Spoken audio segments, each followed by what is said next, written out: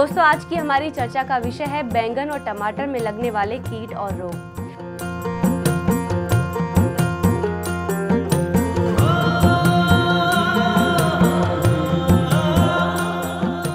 देखिए, खेती करने में सबसे बड़ी बात ये होती है कि एक तो सीधा बीज बोया जाता है जी।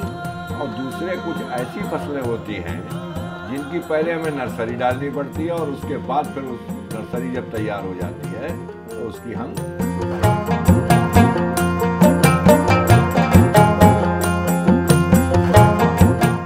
नमस्ते दोस्तों, स्वागत है आपका ग्रीन टीवी में। मैं हूँ साबिता ठाकुर और आप देख रहे हैं बातें खेती की। दोस्तों आज की हमारी चर्चा का विषय है बैंगन और टमाटर में लगने वाले कीट और रोग।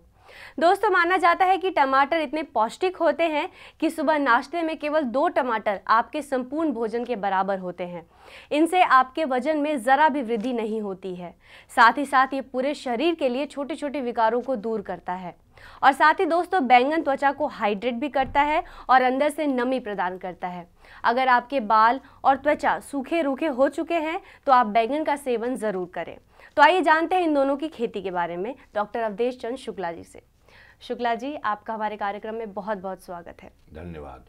शुक्ला जी, जैसा कि आज की हमारी चर्चा का विषय है बैंगन और टमाटर में लगने वाले रोग और कीट, सबसे पहले मैं आपसे जानना चाहूँगी कि बैंगन और टमाटर की जब फसल की खेती करता है किसान तो वो कौन सी सावधानियाँ बरते जिससे उसकी फसल में रोग और कीट लग ही ना पाए।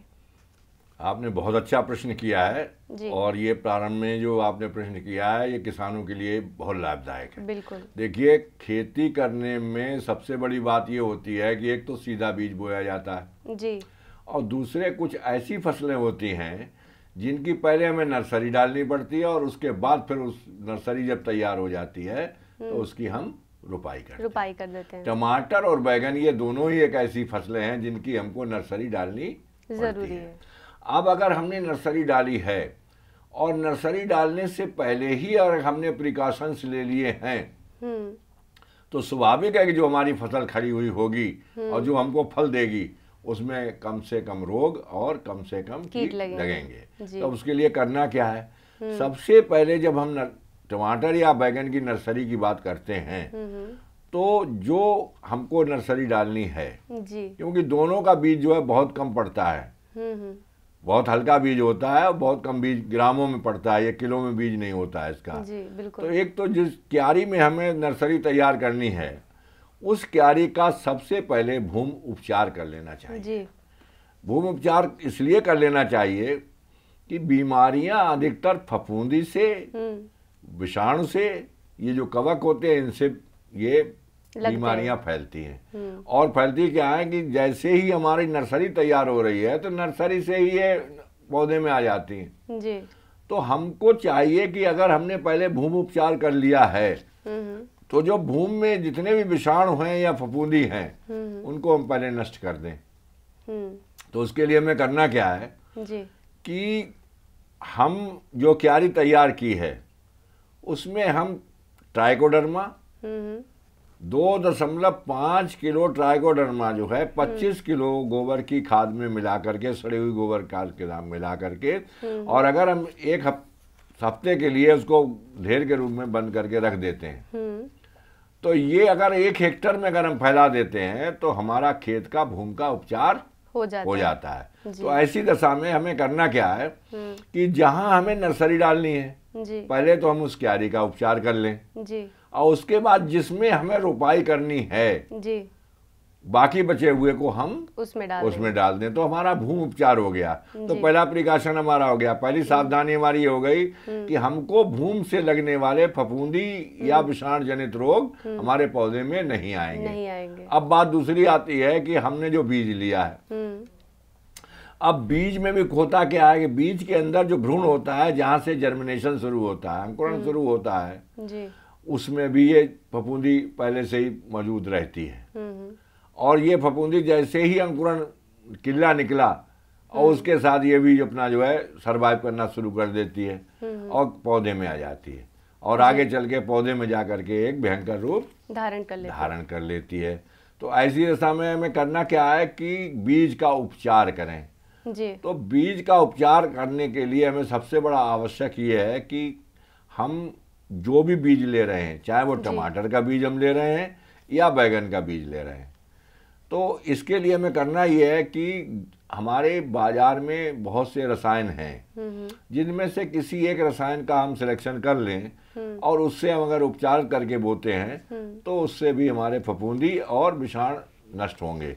तो अगर हम मान लिया टमाटर का बीज लेते हैं, तो जो क्यारी हमने तैयार की है, जो क्यारी तैयार की है उसमें गोबर की खाद डाल करके अच्छी तरीके से नमी तैयार करके और जमीन से सतह से 10 सेंटीमीटर ऊंची हमने क्यारी बनाई है, उसमें उस बीज को डालने से पहले हम थीरम, कैप्टान, बावस्टीन या स्टेप्टोसाइक्लिन, इनमें से कोई सी दवा हम ले लेते हैं एक, और इसकी मात्राएं अलग अलग होती हैं और इन मात्राओं के अनुसार हम इसका उपचार कर लेते हैं। जैसे अगर हमने थीरम लिया है तो 2.5 ग्राम प्रति किलोग्राम बीज की दर से जो है हमने इसको उपचारित करना है। और अगर हमने कैप्टान लिया तो 2 ग्राम प्रति किलोग्राम बीज की दर से, वावस्टीन लिया तो 1.5 किलोग्राम प्रति किलोग्राम बीज की दर से। अब हमें उपचारित कैसे करना है? उपचारित करने के लिए क्या है कि बीज ये बहुत हल्का होता है, हल्का सा, जैसे बालों को संभालने के लिए हम फुहार मारते हैं बालों में, तो उसी तरीके से इस पे हल्की सी एक फुहार मार देते हैं जिससे इसमें हल्की नमी आ जाती है बीज में, और उसके बाद धीरे धीरे हम इस पर जो है वो दवा डालते रहते हैं और इस तरीके से हम उपचारित कर लेते हैं। जी बिल्कुल। तो सर मैं आपसे आगे ये जानना चाहूँगी कि टमाटर और बैंगन की कोई ऐसी प्रजातियां भी हैं जिनमें रोग को सहने की, जैसे रोग लग जाते हैं या कीट लग जाते हैं, तो उनको सहने की क्षमता हो पहले से ही? हाँ, देखिए ये भी प्रश्न आपका बहुत उत्तम है कि वैज्ञानिक लोग अब रोगों से लड़ने के क्षमता वाली प्रजातियां ही तैयार कर रहे हैं। जैसे टमाटर है, तो टमाटर में जो हमारी उन्नतशील प्रजातियों में से है, एक है काशी अमृत और काशी अनुपम जी। ये 2 वैरायटी जो हैं इनमें रोग लगने से लड़ने की क्षमता बहुत अधिक होती है जी। दूसरे ये है कि पूसा दिव्या, ये भारतीय कृषि अनुसंधान संस्थान नई दिल्ली के द्वारा ये निकाली गई है जी। अच्छा, हाइब्रिड वैरायटीज में भी जो है आपका पूसा 1, पूसा 2, पूसा 4 और पूसा 8, अगर इनको आप बोएंगे तो इसमें कम बीमारियां लगेंगी। इसी तरीके से आपका जो है बैगन का भी है जी। बैगन में भी आपका जो प्रजातियां हैं उसमें आपका पूसा श्यामला जी, ये वैरायटी जो है वो इसमें रोग कम लगते हैं जी। पूसा अंकुर जी, पर्पल ब्लास्टर और पूसा उत्तम जी, इसका जो है इसको प्रयोग करते हैं तो हमारी बीमारियां कम लगती है। तो प्रजातियों का सिलेक्शन भी करना बहुत परम आवश्यक है, और इसीलिए मैंने 4-5 वैरायटी बताई हैं कि इनमें से कोई भी वैरायटी आप चाहे टमाटर की ले लें और चाहे आप बैगन की ले लें, दोनों में से वैरायटियों में से जो है जो अच्छी वैरायटी आपको लगती हो वो आप बोएंगे तो उसमें रोग लगने की संभावनाएं कम हो जाएंगी। तो इस तरीके से भूमि उपचार, बीज उपचार और प्रजातियों का चयन ये परम आवश्यक है। ये प्रजातियां जो रोग प्रतिरोधक क्षमता जिनमें ज़्यादा होती है जी बिल्कुल। आगे इसी पर विस्तार से आपसे जानेंगे, लेकिन दोस्तों फिलहाल वक्त हो चला हमारे कार्यक्रम में एक छोटे से ब्रेक का। कहीं जाइएगा नहीं, बने रहिए हमारे साथ और देखते रहिए बातें खेती की। एक सफ़ेद मक्खी होती है जी, वो मक्खी एक पेड़ से बैठती है घिसित उस पर, और वहाँ से विषाणुओं को ला करके दूसरे पौधे बैठती है तो उसके पैरों से उस पर आ जाती है। अच्छा। और आने के बाद फिर जो है वो छोड़ देती है अपने विषाणुओं को और वो ये रोग धीरे धीरे फैलने लगता है।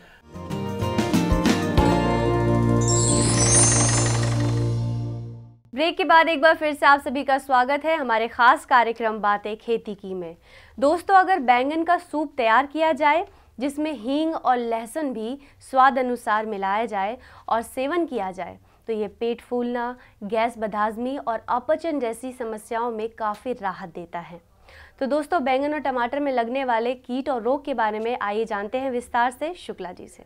शुक्ला जी, अपने कार्यक्रम को आगे बढ़ाते हैं और आपसे मैं अभी जानना चाहूँगी कि टमाटर में कौन कौन से रोग लगते हैं और कौन कौन से कीट लगते हैं। अब देखिए, जैसा कि मैंने अभी आपको बता दिया जी। कि अगर आपने भूमि उपचार कर लिया है, जी। बीज उपचार कर लिया है, प्रजाति का अच्छा चयन चुनाव किया कर लिया है, है। तो उसके बाद फिर हमने अब नर्सरी तैयार की। कर ली। अब नर्सरी तैयार करते समय भी इस बात का विशेष ध्यान रखें कि कहीं पर से कोई फफूंदी डेवलप होकर के कोई रोग को उत्पन्न तो नहीं कर रही है। जी। अगर कोई पौधा आपको ये दिखाई देता है कि हाँ ये पौधा ग्रसित हो रहा है, उसको नर्सरी से तुरंत निकाल दीजिए। जी। अब जो हमारे पास स्वस्थ नर्सरी है, तो स्वस्थ नर्सरी जो हमारी तैयार हो गई है, हमारी 4 हफ्ते 5 हफ्ते की हो गई है, जी। तो उसके बाद अब हमको रोपाई के लिए तैयार है हमारी। तो ऐसी दशा में हम क्या करेंगे कि उसको नर्सरी से निकालने के बाद जी। हम बावस्टीन का घोल बनाएंगे। जी। बावस्टीन का 2% का घोल बना करके और उसमें ला करके उस घोल में हम उस नर्सरी की जड़ों को 1 घंटा के लिए छोड़ देंगे। उसमें। जी। तो जो कुछ भी अगर कहीं पर भी कोई फफूंदी के चांसेस होंगे या कुछ होंगे, तो इस समय ये प्रिकॉशनरी ये यहाँ भी नष्ट हो जाएंगे। अब 1 घंटे के बाद हम निकालते हैं और निकालने के बाद लाइन से लाइन की दूरी और पौधे से पौधे की दूरी को मेंटेन करते हुए इसकी रुपाई कर देते हैं और रुपाई करके तुरंत ही हम सिंचाई कर देते हैं, ताकि तुरंत उसकी जड़ें जो हैं वो अच्छी तरीके से मिट्टी को पकड़ लें। जी। अब बात आती है कि इतना सारे प्रिकॉशंस लेने के बाद भी अगर कहीं बाहर से दूसरे खेत से भी हमारे यहाँ फफूंदी आ सकती है, हवा के द्वारा आ सकती है, जी। तो ऐसी दशा में अगर हम खड़ी फसल में हमारे कोई बीमारियां लगती हैं तो हम क्या करें? जी। तो सबसे पहले जो टमाटर का जो सबसे भयंकर रोग है, जी। जो फफूंदी के द्वारा रोग लगता है, वो है आर्द्र गलन। जी। और ये मैंने पहले बता दिया कि नर्सरी में सबसे पहले नर्सरी से ही ये स्टार्ट होता है। जी। तो नर्सरी में तो आपने सारे प्रिकॉशंस ले ही लिए हैं, उसके बावजूद भी अगर किसी ने पड़ोस के खेत से या अगर वो आ जाती है, जी। तो ऐसी दशा में आपको करना क्या है कि आपने तो उपचारित करके बीज बोया ही बोया है। जी। तो पहली बात तो ये है कि बीज उपचारित आप पहले ही कर चुके हैं। उसके बाद अगर आपको दिखाई देता है आर्द्र गलन के कोई सिम्टम्स दिखाई देते हैं, तो आपको कैप्टा एक दवा आती है, कैप्टा। जी। 2 ग्राम कैप्टा को लेकर के 1 लीटर पानी में घोलिए और घोलने के बाद आप इसका छिड़काव करिए। तो जैसे आपका क्षेत्रफल बढ़ता है, मतलब अगर हमारा जो है वो क्षेत्रफल 1 हेक्टर है, तो हम कहेंगे कि हम 2 लीटर को 1000 लीटर पानी में घोल करके और पूरे हेक्टर में छिड़काव कर देंगे, तो हम आर्द्र गलन से हमारा छुटकारा बच जाएंगे हम। जी। उसके बाद एक और दूसरी बीमारी है, वो है अगैती झुलसा। जी। ये भी बहुत भयंकर रोग है और ये भी हवा में जो है, और अल्टरनेरिया सेलोनी एक जो फफूंदी होती है, ये फफूंदी से ये तैयार होता है रोग।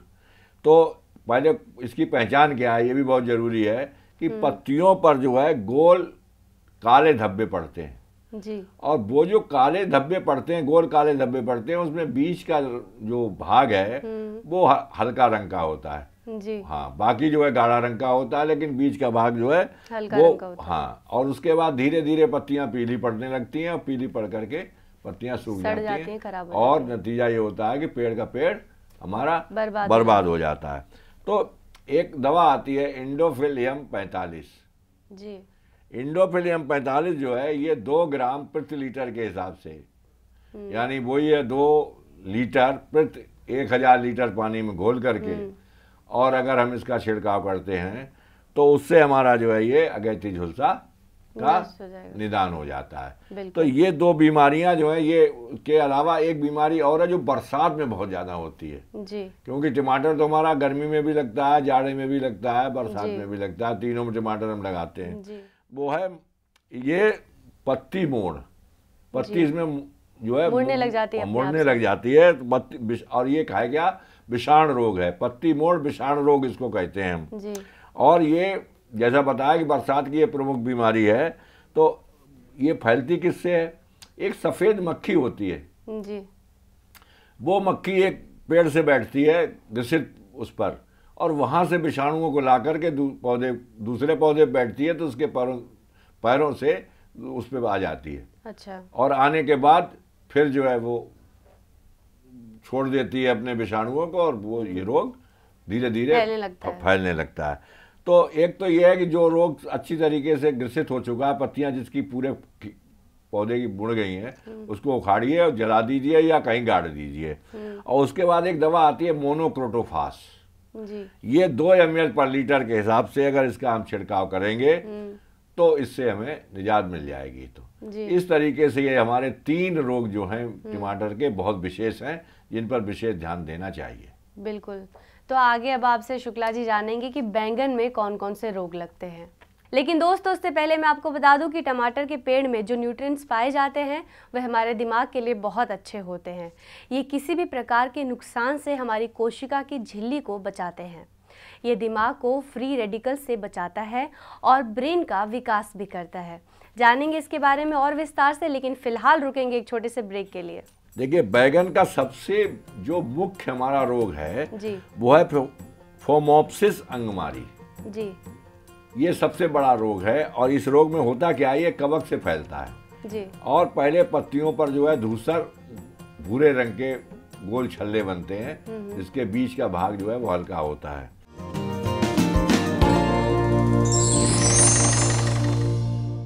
ब्रेक के बाद एक बार फिर से आप सभी का स्वागत है बातें खेती की में। दोस्तों, लीवर की बीमारियां होने पर बैंगन का सेवन करना बेहद लाभप्रद होता है। बैंगन की पत्तियों में हल्का निद्राकारी तत्व उपस्थित होता है, अतः कई दवाइयां बनाने में इसकी पत्तियां आधारभूत तत्व की तरह कार्य करती हैं। तो दोस्तों, इसी टिप के साथ अपने कार्यक्रम को आगे बढ़ाते हैं। शुक्ला जी, हम बात कर रहे थे टमाटर और बैंगन में लगने वाले रोग और कीट की और उसके रोकथाम की। तो अब मैं आपसे जानना चाहूंगी कि टमाटर में कौन से कीट हैं जो नुकसान करते हैं। देखिए, टमाटर का एक मुख्य ही कीट है जी, जो है फल छेदक जी। मतलब टमाटर जैसे ही हरा होता है उसी समय ये लग जाता है, सूड़ी इसके भीतर चली जाती है और उसको खराब कर देती है। जी, इसके लिए एक दवा आती है स्पाइनोसाइड जी, ये 2 ml 10 लीटर पानी में घोली जाती है जी। और इसका अगर छिड़काव कर देते हैं तो इससे हमको निजात मिल जाती है। लेकिन जब टमाटर लगे हुए हों जी, उस समय इस दवा को इस्तेमाल ना करके नीम के तेल का 5% का सॉल्यूशन बना करके उसका इस्तेमाल करें, ताकि हमारे स्वास्थ्य पर उसका इस रसायन का विपरीत प्रभाव पड़ेगा। इसलिए इस रसायन को इस्तेमाल ना करें। तो सर, टमाटर की तो बात आपने बता दी कि टमाटर में रोग कौन से लगते हैं, कीट कौन से लगते हैं और रोकथाम कैसे की जाए, कौन कौन से रसायन का प्रयोग किया जाए।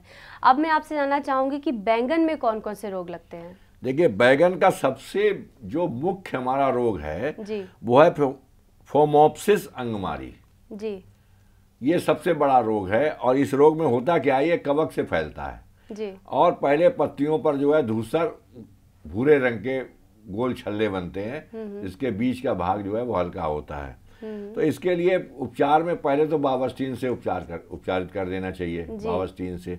दूसरा ये है कि बार बार जिस क्यारी में हम बैगन लगा रहे हैं उसमें 1 साल के लिए फसल चक्र बदल दें, ना लगाएं। उसके बाद एक दवा आती है ब्लाइटॉक्स, ब्लाइसाक 50 जी। अगर ये ना मिला तो मैंगो जेब आती है एक दूसरी दवा, 2.5 ग्राम प्रति लीटर के हिसाब से इसका हम छिड़काव करें और 8-10 दिन के अंतराल पर दोबारा फिर से अगर हम इसका छिड़काव कर देंगे तो ये फेमोप्सिस अंगमारी की बीमारी से हमारा छुटकारा मिल जाएगा। उसके बाद आता है एक जीवाणु उकटा जी।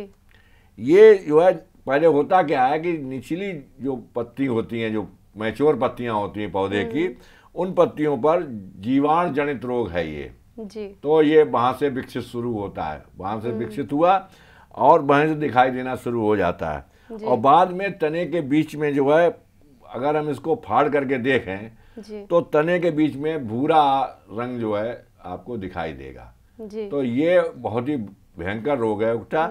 और इसके लिए जो हम सबसे बड़ी बात यह है कि बैगन का पंथ ऋतुराज, पूसा पर्पल, पंथ सम्राट, इन तीनों वैरायटीज जो हैं, ये वैरायटी जो हैं ये इस जीवाणु उकटा रोग से आपकी फसल को प्रतिरोधी हैं।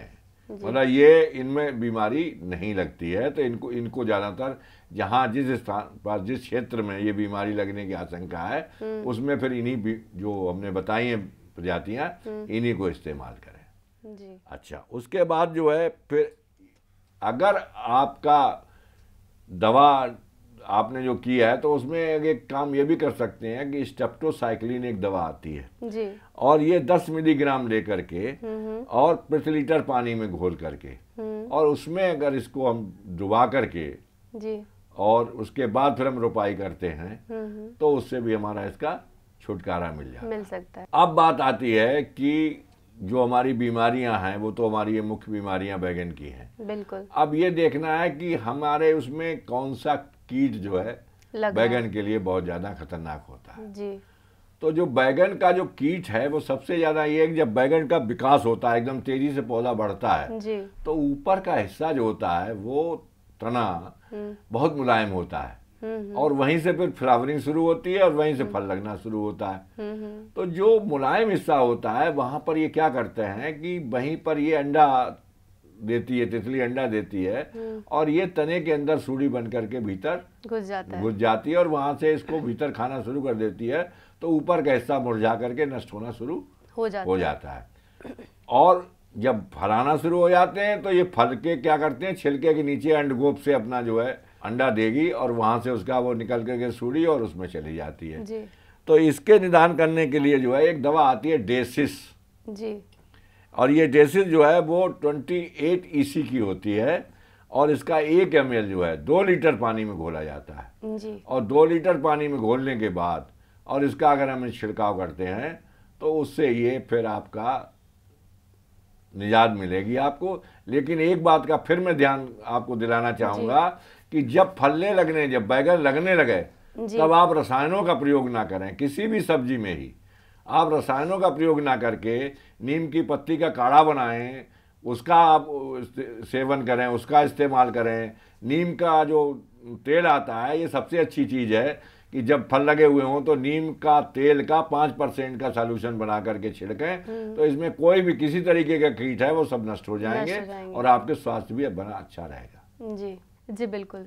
तो शुक्ला जी, आपने टमाटर और बैंगन में लगने वाले रोगों के बारे में इतनी अच्छी जानकारी दी, साथ ही उनसे निजात कैसे पाया जाए इसके बारे में भी आपने हमारे दर्शकों को बताया।